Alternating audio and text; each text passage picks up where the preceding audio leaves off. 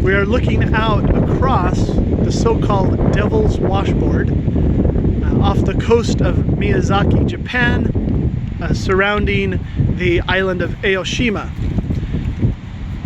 Here coming up to our right is the island of Aoshima, created entirely of shell fragments.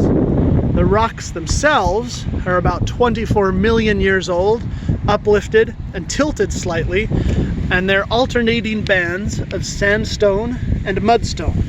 Here we see the mudstone a little bit more easily decayed than the sandstone, leading to this washboard effect.